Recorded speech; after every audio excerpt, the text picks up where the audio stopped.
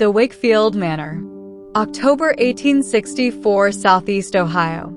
Henry Wakefield, owner of the Gray Hill Mine Company, opened one of the original mines in the area, a venture that made him relatively wealthy.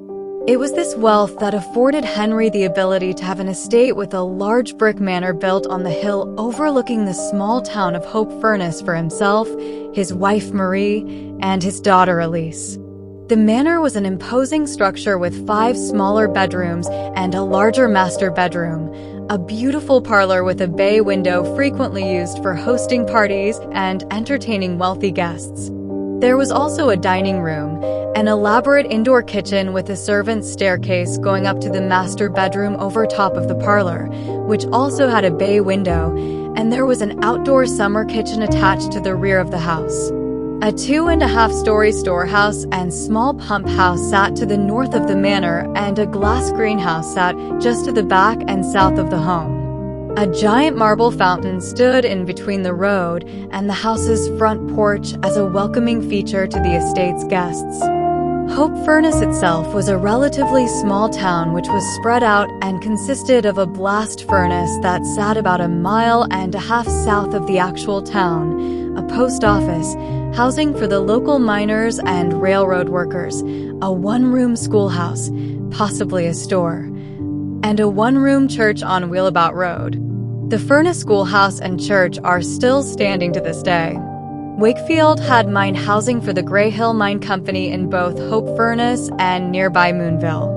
Though slavery was illegal in the state of Ohio, Henry secretly kept a slave by the name of Terrence who would clean the house and feed the chickens and goats that were on the estate.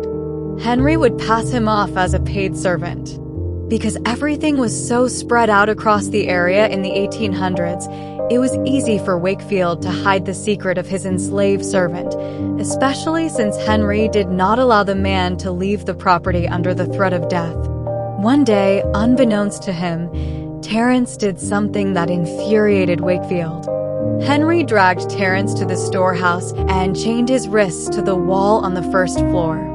While locked in, somehow Terrence got free from his chains and began digging a tunnel underneath the wall of the storehouse.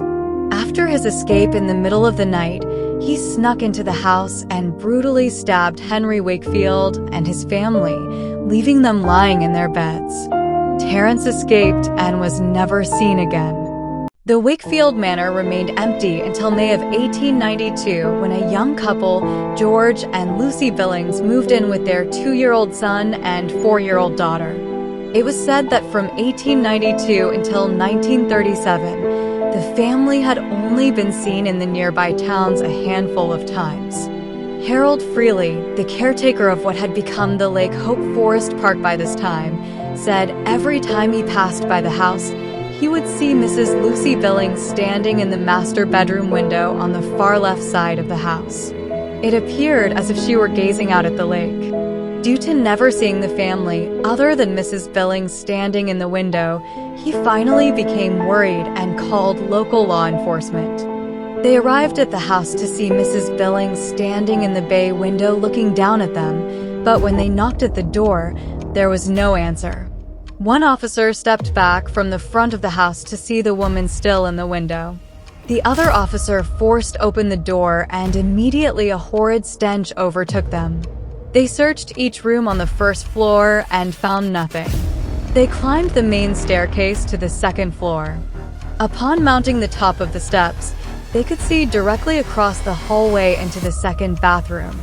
Blood was all over the floor, sink, mirror, and bathtub. And there, in a full bathtub which sat against the outside wall, were floating what appeared to be the bodies of 2 children. Officer Connell made his way into the bathroom while the other officer stayed at the door watching the hallway. The sight before him made him vomit into the bathroom sink. Officer Connell reported finding a male who was approximately 5 years of age and a female about 7 years of age floating in the bathtub. It appeared as if they had been drowned. Officer Connell informed his partner of what he found and motioned for him to continue their search of the 2nd story. All the smaller bedrooms were cleared.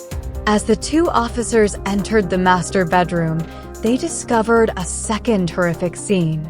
Mr. George Billings was lying in the bed, stabbed maybe 20 or 30 times. In the bay window on the far side of the room hung Lucy Billings, wearing her white nightgown. Her head tilted down and to the right due to a broken neck. Her jaw was terribly dislocated, as if struck violently in the face. The police ruled it as a triple homicide followed by Mrs. Billings' suicide. Were her actions induced by someone or something already in the house? Or did she just snap mentally and commit these gruesome murders on her own? Either way, it is said that Lucy Billings now wanders the roads and trails near Lake Hope and Moonville Tunnel in her white gown, wailing in remorse of her murderous act.